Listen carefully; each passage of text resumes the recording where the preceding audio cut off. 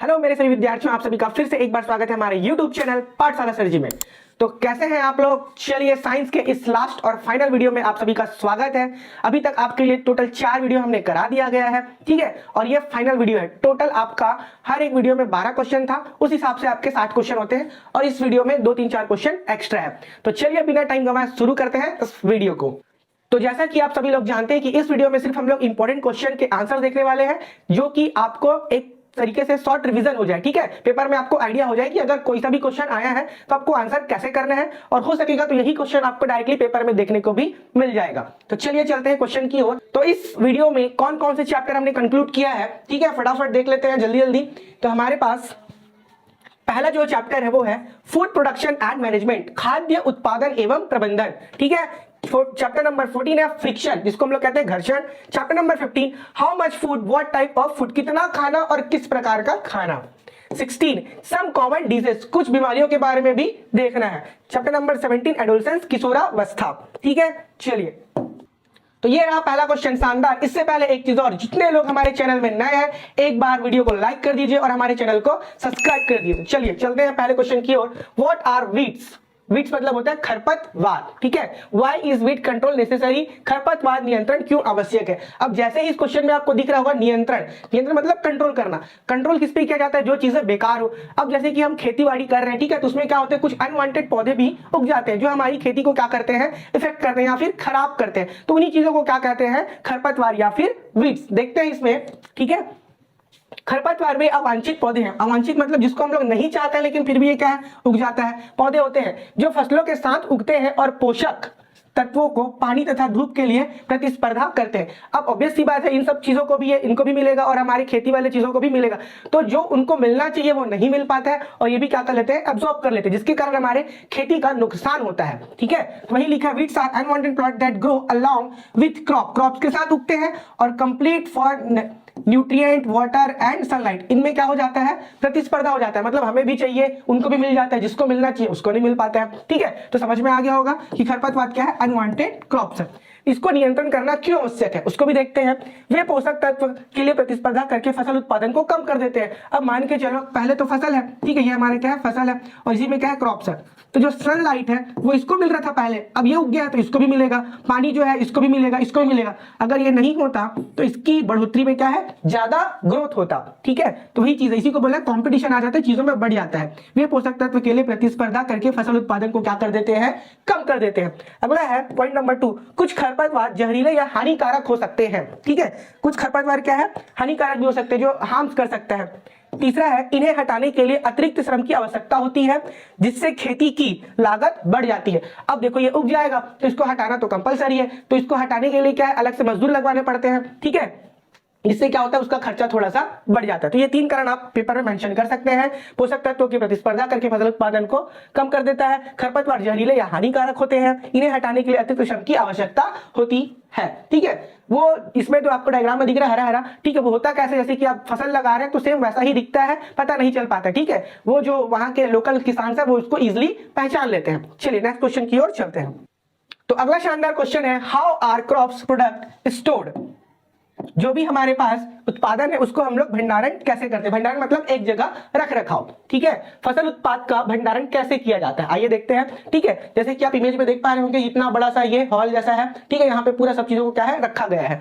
तो देखते हैं, फसल उत्पादों को साइलो भंडारों गृहों या कोल्ड स्टोरेज में रखते हैं, ठीक है, रखा जाता है ताकि कीटों, नमी और सूक्ष्म जीवों से बचाया जा सके। उचित सुखाने और कीटनाशक धूम्रीकरण भी आवश्यक होता है। मतलब कैसे किया जाता है, मतलब इसको अच्छे से सुरक्षित रखना बहुत जरूरी है, ठीक है। तो वही लिखा है, भंडार गृह या फिर कोल्ड स्टोरेज में रखा जाता है, ठीक है, थोड़ा सा नमी हो ताकि कीटों को, नमी और सूक्ष्म जीवों से बचाया जा सके। अब वहां पे इतना भी ज्यादा नमी नहीं आना चाहिए, ठीक है। उचित सुखाने और कीटनाशक धूम्रीकरण, धूम्रीकरण मतलब क्या होता है, ड्राइंग एंड फ्यूगिमेंटेशन आल्सो नेसेसरी। मतलब देखा जाता है कि अनाज जो है वो खराब ना हो, ज्यादा उसमें नमी ना आए, ठीक है, और इतना भी सूखा ना रहे, मतलब एकदम न्यूट्रिएंट भरपूर ताजा बने रहे ज्यादा देर तक, ठीक है। तो अगला क्वेश्चन है हमारे पास, why are hybrid seeds considered better than normal seeds? एक होता है नॉर्मल सीड और एक होता है हाइब्रिड, ठीक है। तो देखते हैं, संकर बीजों का सामान्य बीजों से बेहतर क्यों माना जाता है? तो नॉर्मल बीज तो नॉर्मल ही होता है, ठीक है, और एक होता है हाइब्रिड। तो ये हाइब्रिड जो है वो बेहतर क्यों है, तो किन कारणों से बेहतर है उसको देखते हैं। संकरण बीज बेहतर होते हैं क्योंकि hybrid seeds are better because, क्योंकि पहला रीजन है वे सामान्य बीजों की तुलना में अधिक उत्पादन देते हैं। ऑब्वियस सी बात है, अब हाइब्रिड है तो उत्पादन क्या देगा, ज्यादा देगा, तभी तो बेहतर है वो। दूसरा, वे कीटों और बीमारियों के प्रति अधिक प्रतिरोधी होता है। जैसे कि नॉर्मल बीज में क्या कीट जल्दी लग जाता है, तो ये क्या है, इसका जो रेजिस्टेंस है पेट्स एंड डिजीज के लिए वो क्या है, थोड़ा सा ज्यादा है, ज्यादा देर तक रोकथाम करके रखता है, क्योंकि उसी लिए इसको तैयार किया जाता है। तीसरा, वे तेजी से बढ़ते हैं और इनकी गुणवत्ता अधिक होती है।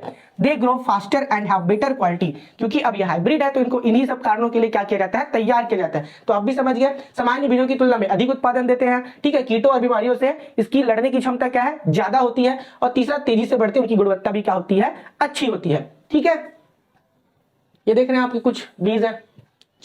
चौथा क्वेश्चन है हमारे पास, What do you understand by crop improvement? फसल सुधार से आप क्या समझते हैं? ठीक है, जैसे भी फसल होता है उसमें क्या सुधार आप चाहते हैं, इस क्वेश्चन का आंसर तो आप अपने से समझकर भी लिख सकते हैं। फसल सुधार का अर्थ ऐसी नई किस्मों का विकास करना है जो अधिक उपज दे, ठीक है, बीमारियों के प्रति अधिक प्रतिरोध हो, जो क्या दे, अधिक उपज दे, बीमारियों के प्रति अधिक प्रतिरोधी हो, उनकी गुणवत्ता क्या हो, बेहतर हो। ऑब्वियस सी बात है, जब हम फसल उगाते हैं तो यही बात मन में रहता है कि ज्यादा से ज्यादा फसल दे, ठीक है, हमें नुकसान कम सहना पड़े, और जो फसल उग रहा है वो जिसमें ज्यादा क्वालिटी हो और ज्यादा विटामिन सब भरपूर मात्रा में हो। ठीक है, तो ऐसी नई व्यवस्था का क्या करना चाहिए, विकास करना चाहिए। यही हमारे लिए क्या है, फसल सुधार। क्वेश्चन नंबर 5 की ओर चलते हैं। Explain contact and non contact force with example. जैसे ही इसका नाम है वैसे ही इसका काम है, आप एकदम इजीली समझ जाएंगे। ठीक है, देखो इसको तो बाद में पढ़ेंगे, पहले यहाँ पे डायग्राम से ही देख लेते हैं। ये लिखा हुआ है कॉन्टैक्ट फोर्स, मतलब हमने जब किसी पे फोर्स अप्लाई किया तो कैसा होना चाहिए, कॉन्टैक्ट में होना चाहिए। ठीक है, जैसे कि ये हमने बटन को दबाया, तो बटन को दबाएंगे तो बटन को हमने क्या करेंगे, यहाँ पे टच करेंगे, तो ये क्या हो गया, कॉन्टैक्ट फोर्स हो गया। ठीक है, जैसे स्प्रिंग को हमने क्या किया, प्रेस किया, तो इसको हम लोग क्या कर रहे हैं, छू रहे हैं मतलब कॉन्टैक्ट कर रहे हैं, टच कर रहे हैं। उसके बाद हमने क्या हुआ, फोर्स अप्लाई हुआ। साइकिल है, देखो एयर रेजिस्टेंस फोर्स, ठीक है, एयर हमको छूते हुए जा रहा है, उसके कारण यहाँ पे फोर्स लग रहा है, तो टच तो कर रहे हैं यहाँ भी। ठीक है, उसके बाद यहाँ पे देखो फ्रिक्शनल फोर्स, चक्के और रोड के बीच में क्या है, टच हो रहा है, कॉन्टैक्ट। टेंशन फोर्स, ठीक है, ये भी क्या है, कॉन्टैक्ट में है। उसके बाद non contact force, non contact मतलब क्या होगा, कॉन्टैक्ट नहीं रहेगा, किसी प्रकार का टच नहीं रहेगा। ठीक है, ग्रेविटेशनल फोर्स, देखो ग्रेविटेशनल फोर्स हमको खींच के रखा है, लेकिन कहीं भी रस्सी वस्ती से बांध के रखा है क्या, या कोई भी किसी प्रकार का टच है क्या, नहीं, तो ये आ जाएगा नॉन कॉन्टैक्ट में। कौन सा, ग्रेविटेशनल फोर्स। उसके बाद है मैग्नेटिक फोर्स। अब जैसे कि दो मैग्नेट को थोड़ा सा दूर रखेंगे, चिपकने नहीं देना है, कितना, थोड़ा सा दूर रखेंगे और चिपकने नहीं देना है, फिर भी उनके बीच में क्या होगा, फोर्स फील होगा। ठीक है, हालांकि कोई टच नहीं होता है, लेकिन फिर भी क्या होता है, फोर्स, उसी को बोलते हैं मैग्नेटिक फोर्स। ये किसमें आएगा, नॉन कॉन्टैक्ट फोर्स में। इलेक्ट्रिकल फोर्स, इसमें भी किसी प्रकार का, यहां से देखो टच नहीं है, ठीक है, लेकिन फिर भी ये क्या है, फील हो रहा है। तो अब देखते हैं इसका डेफिनेशन। संपर्क बल मतलब कॉन्टैक्ट फोर्स, जब दो वस्तुएं एक दूसरे के सीधे संपर्क में आती, ठीक है, दो वस्तुएं सीधे एक दूसरे के संपर्क में आती है, तब लगने वाला बल क्या होगा, कॉन्टैक्ट फोर्स होगा। सिंपल सी बात है। नॉन कॉन्टैक्ट फोर्स में क्या होगा, जो बल बिना किसी प्रत्यक्ष संपर्क के कार्य करता है, मतलब हमने डायरेक्ट टच नहीं किया हो, ठीक है, हमने क्या नहीं किया हो, डायरेक्ट टच ना किया हो, उसी को बोलेंगे किसी प्रत्यक्ष के कार्य करता हो। ठीक है, डायरेक्ट टच हम लोग नहीं कर पाएंगे, लेकिन फिर भी अगर हो रहा है तो बात अलग है, तो ये कहा जाएगा असंपर्क बल, non contact force, the force that act without direct contact, है ना। तो उदाहरण के लिए गुरुत्वाकर्षण बल हो गया, चुंबकीय बल हो गया, ग्रेविटेशनल फोर्स, मैग्नेटिक फोर्स। इसमें आ जाएगा मेज को धक्का देना, अगर मेज को धक्का दे रहे तो हम लोग क्या करेंगे, उसको टच करेंगे, डायरेक्ट कॉन्टैक्ट करेंगे, तभी तो जाएगा आगे। उसके बाद घर्षण बल, घर्षण बल तो आपको पता है, जैसे कि ये इसमें जा रहे हैं तो हम ये टच करते हुए जा रहे हैं, ठीक है, ये ऐसे कैसे जाएगा, टच करते हुए, इसी को बोलते हैं घर्षण बल। चलिए आगे चलते हैं।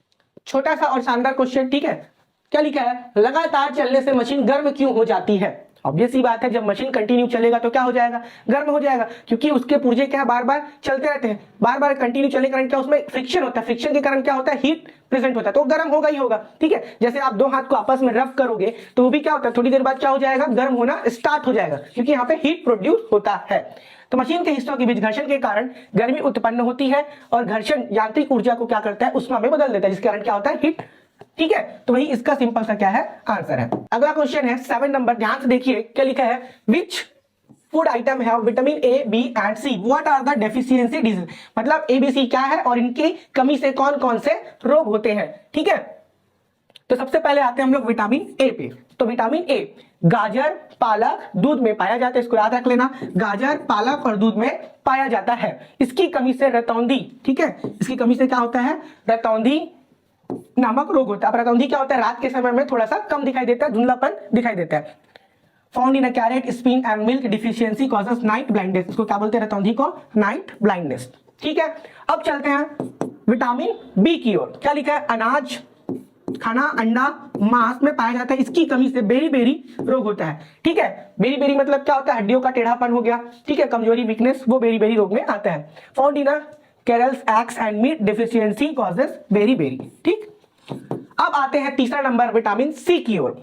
संतरा, नींबू जैसे खट्टे फलों में पाया जाता है। ठीक है, ये फ्रूट्स में पाया जाता है आपका विटामिन सी, इसकी कमी से स्कर्वी होता है। ठीक है, तो vitamin C found in citrus fruit like orange and lemon, deficiency causes scurvy. अब स्कर्वी क्या होता है, जैसे कि ये फेस से रिलेटेड बीमारी है, इस पे देखे होंगे आप कई लोगों के चेहरे पे व्हाइट का क्या होता है, धब्बा बना होता है, तो उसी को बीमारी को हम लोग क्या कहते हैं, स्कर्वी रोग। ठीक है, तो इस तरीके का बीमारी ना हो तो सभी विटामिन को आप बिल्कुल खाते पीते रहिए खाने पीने के साथ। ठीक है, तो अगला क्वेश्चन है, चलिए देखते हैं। What are various methods adopted to make water potable? ठीक है, पीने योग्य जल के लिए अपनाई जाने वाली विभिन्न विधियां। अब पानी तो आपको हर जगह से मिल ही जाएगा, बोरवेल, टेप नल, ठीक है, जगह से, लेकिन उसको पीने योग्य बनाने के लिए क्या करना चाहिए, तो देखते हैं। सबसे पहला ऑप्शन है बॉइलिंग, पानी को उबालना। ठीक है, kills bacteria and makes water safe. क्या करता है, जब पानी को उबालते हैं तो जीवाणुओं को क्या कर देता है, नष्ट कर देता है, और उसको क्या बना देता है, पीने योग्य, सुरक्षित। तो पहला पॉइंट हो गया आपका बॉइलिंग, मतलब पानी को उबालना। ठीक है, दूसरा है फिल्ट्रेशन, छानना, ठोस अशुद्धियों को हटाता है। अब जैसे कि आपने पानी को उबाल दिया, उबालने के बाद बैक्टीरिया तो क्या है, मर गया, लेकिन उसमें क्या है, मैग्नीशियम और आपका सोडियम के सल्फेट भी होते हैं, व्हाइट जैसा रहता है, तो उसको क्या होगा, छान लोगे तो भी ज्यादा अच्छा है, क्योंकि ये डायरेक्ट क्या हो जाएगा, आपका अलग हो जाएगा। ठीक है, रिमूविंग सॉलिड इंप्योरिटीज, जो थोड़ा पत्थर जैसे होंगे सॉलिड छोटे वो भी क्या हो जाएंगे, पानी से अलग हो जाएंगे। तीसरा है क्लोरिनेशन। अब chlorine is added to kill germ. अब जो जर्म्स होते हैं उसको भी क्या कर देता है, मार देता है। क्लोरीनीकरण, पानी में क्लोरीन मिलाकर कीटाणुओं को नष्ट किया जाता है। पहले के समय में ये देखा जाता था कि कुएं में क्लोरीन का, ठीक है, जो गोली जैसा आता था वो डाला जाता था। आज के जमाने में तो ये नहीं होता। ठीक है, ये आपको कहां मिलेगा, जैसे कि छोटा वाला फिल्टर पानी रहता है ना, उसमें आपका 2 ऐसे रॉड लगे रहते हैं। ठीक है, वो क्लोरीन का उसमें मिला होता है, जिससे पानी क्या होता है, फिल्टर होकर साफ होता है। इसको आपको छोटे फिल्टर में देखने को मिलेगा।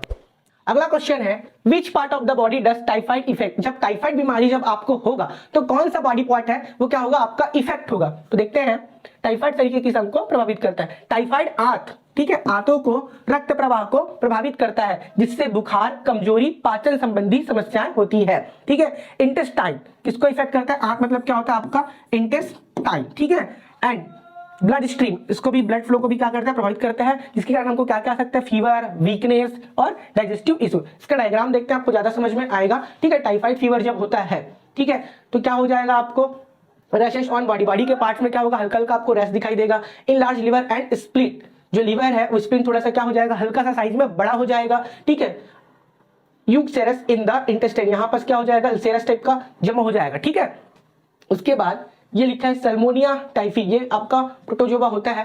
White coating on the tongue, जो जीभ है, जीभ हमें क्या दिखेगा, व्हाइट वहां पे जम जाएगा। तो ये सब किसके लक्षण है, टाइफाइड फीवर के लक्षण है। और जब बीमारी होता है तो मेन किसको प्रभाव करता है, इंटेस्टाइन को। ये हमारा क्या है, इंटेस्टाइन है ना।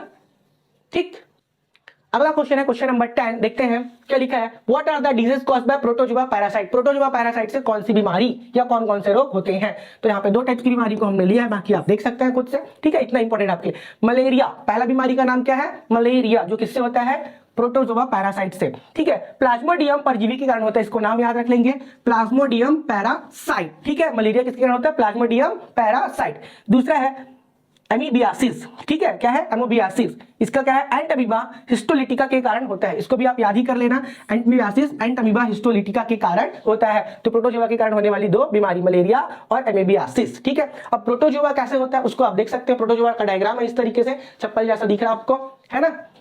इसके बारे में अगर आप 11th-12th में जाओगे तो आपको डिटेल में पढ़ाया जाएगा, अभी आप इसका डायग्राम बस आप देख सकते हो। ठीक है, अगला क्वेश्चन है, difference between dysentery and diarrhoea. ठीक है, पेचिस और अतिसार में कोई 2 अंतर लिखिए। ठीक है, ये सब दोस्तों आप बहुत सुने होंगे।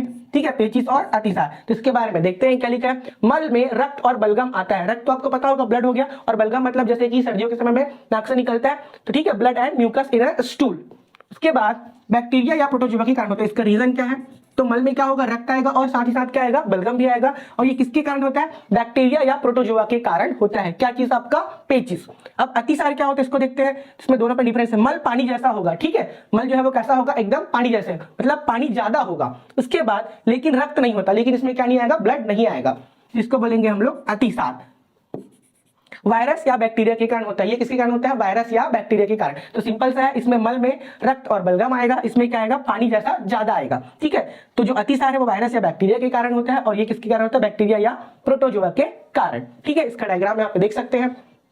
ये आपका क्या स्टूल है, ठीक है, यहां से आ रहा है तो नॉर्मल आ रहा है। अब डायरिया में क्या होता है? इसमें पानी की मात्रा क्या है? ज्यादा बढ़ जाएगी। Stool has too much water. ठीक है, और ये आपका इंटेस्टाइन है, यहां से ऐसे आता है फिर ये निकलता है, वो निकलने वाला पोर्शन यहाँ पे आपको दिखाया गया है। अगला क्वेश्चन शानदार देखते हैं।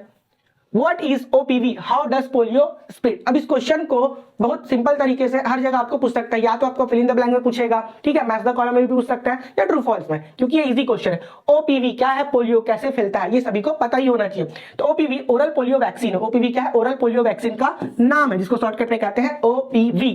अब vaccine given to prevent polio, polio से क्या करता है? ये बचाव करता है।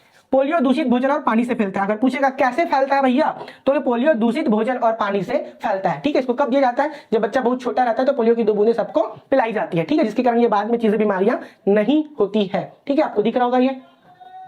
तो अगले क्वेश्चन की ओर चलते हैं। ठीक है, What are the major steps taken against the prevention of tuberculosis? Tuberculosis, ठीक है, तपेदिक की रोकथाम, इसको क्या बोलते हैं? तपेदिक या फिर क्षय रोग बोलते हैं। रोकथाम के लिए क्या उपाय किए गए हैं? ट्यूबरकुलोसिस बीमारी है, उसकी रोकथाम मतलब उसको कैसे रोका जाएगा? देखिए, बीसीजी टीका तपेदिक से बचाव में मदद करता है। ठीक है, बीसीजी वैक्सीन जो हेल्प करता है प्रिवेंट, इसको बचाने में क्या करता है?